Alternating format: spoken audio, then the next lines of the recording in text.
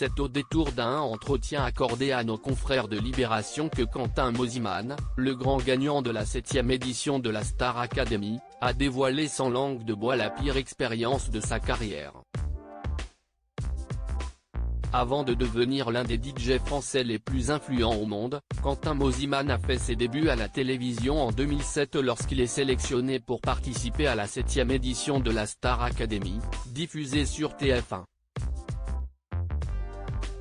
Après des semaines de compétition, l'artiste est sacré vainqueur face à Mathieu Edouard et a remporté une avance de 200 000 € pour son premier album ainsi que le versement d'1 million d'euros.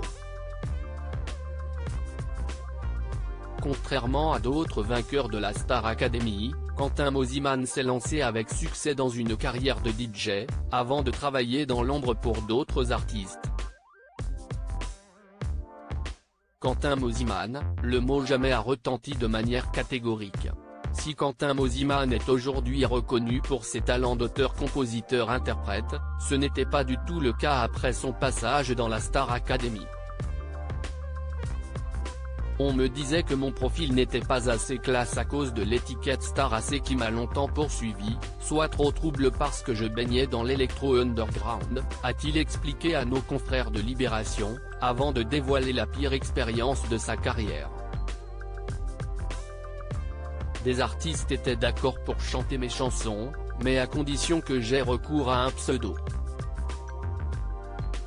Ma pire expérience s'est produite lorsque mon éditeur est allé présenter au directeur artistique de Louane le morceau que j'avais écrit pour elle. Ce dernier était totalement enthousiaste jusqu'à ce qu'il apprenne que j'en étais l'auteur. À partir de là, le mot jamais a retenti de manière catégorique dans la pièce. Quelques années après ce refus, Quentin Mosimann a composé Derrière le brouillard, l'un des plus grands tubes de Louane avec Grand Corps Malade. Quentin Mosimann, un homme au sommet de sa carrière. Quentin Mosimann collabore aujourd'hui avec de nombreuses pointures de la variété française, telles que Patrick Bruel, Barbara Pravi ou encore Grand Corps Malade.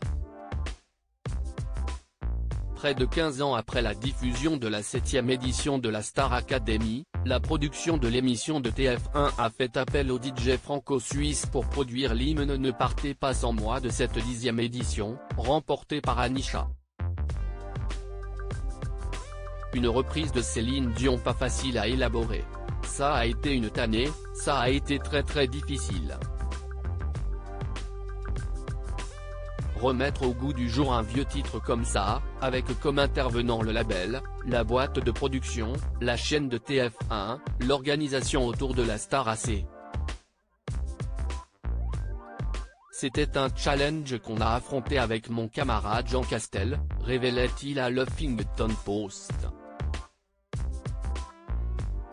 Article écrit en collaboration avec 6 médias.